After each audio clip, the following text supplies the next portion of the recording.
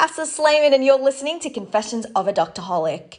And whilst I was on placement, I found this interesting trend that's common amongst young people and some future doctors as well, and doctors just in general. Let's talk about this.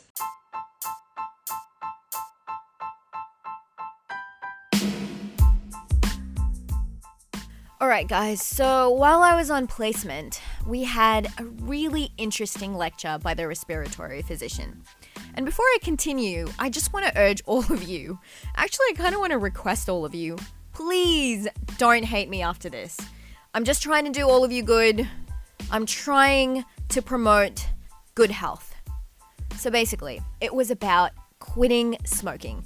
And I know all of yous out there thinking, oh my god, here we go again. Someone that's going to be our mum, someone that's going to preach about stopping smoking. Okay, I'm not here to do this. And I want to talk about a specific type of smoking. Vaping. So, for those of you who don't know what is vaping, vaping is basically the act of smoking using an e-cigarette. So an e-cigarette stands for electronic cigarette. It's easy to carry around, it's electronic, so you don't need to light fire to smoke. And it's pretty convenient. It's what all the cool kids have. Just kidding. No. It heats up a liquid to produce a smoke that people can inhale in their lungs. And according to smoking companies, it's better for you because compared to a cigarette, which burns stuff and the temperature's higher, this has lower temperatures. What if I told you that in America alone, the death toll has been more than 50 people, and over 2,500 people have been hospitalized? How do you feel about that? Before these people have been hospitalized, these are some of the things that they felt. They had a cough and they had chest pain.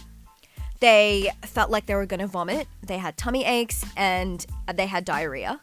And they also had fevers, chills, and weight loss. So, guys and girls out there, if you have any of these symptoms, please go and see your doctor. According to the CDC, which is the Center of Disease Control and Prevention, e-cigarettes have a bunch of unknown products. That's a red flag itself. Just as I spoke about cockroach milk, imagine if I gave you milk, but you didn't know it was from cockroaches. That's kind of the same. It's got unknown products. It's got 152 THC containing products. And it's also got vitamin E acetate, which is considered a thickening agent. Now, I know some of you are thinking, wait a minute. I have makeup, I have some fancy schmancy creams and some face masks, and yes, I might be talking about some of the things that I do at home, but all of these contain vitamin E. And yeah, vitamin E can help protect your cells from damage by things called radicals, and vitamin E is known for that. But when you inhale it, it does not have the same effect. So they've been conducting research on it. They don't know how exactly that happens, but they know that if it's inhaled, that could be why all of these people are in the hospital. So the first known case was a 49-year-old woman. She had cobalt lung after vaping for 6 months.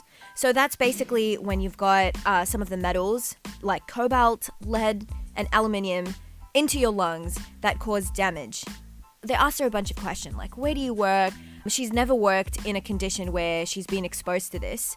Usually diamond polishers have cobalt lung because they're exposed to these metals, but they found it in her vape pen juice and she had no idea. It was irreversible because there was so much damage, but they gave her some steroids to reduce some of the inflammation that happens in the lungs. So basically, just like anything, if you inhale these products that you don't know about, they could irritate your lungs. It basically irritates the lining and then it causes your immune system to overact.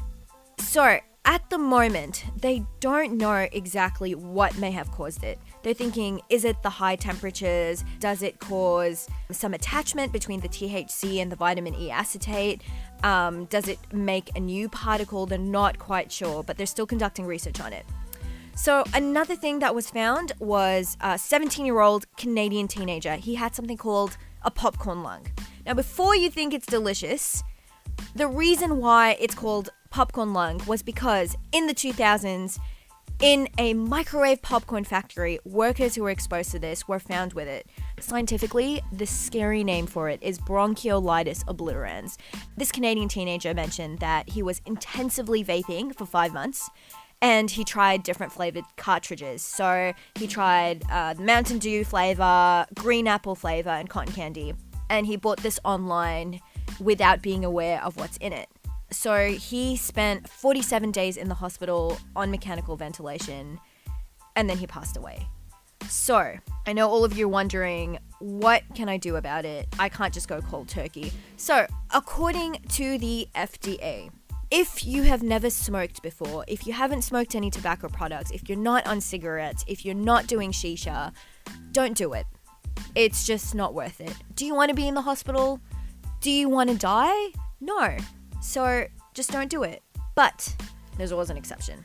If you have been smoking and you want to quit smoking, you can actually contact the FDA and definitely go to your local doctor, find out which smoking products can be used to help you stop smoking. Do you need some patches?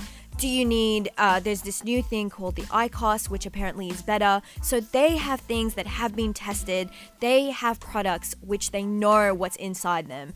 And there are many health services out there. There are many apps that can help motivate you to quit smoking. So if you want to quit smoking, slowly taper it off, and you could vape to quit smoking.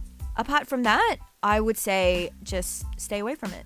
So if you guys are curious about this topic, I am going to post some pictures on my Insta stories. That's at Hafsa Slayman, Hafsa Slaiman. These x-rays are really cool. It shows some scarring of the lungs, so definitely check it out.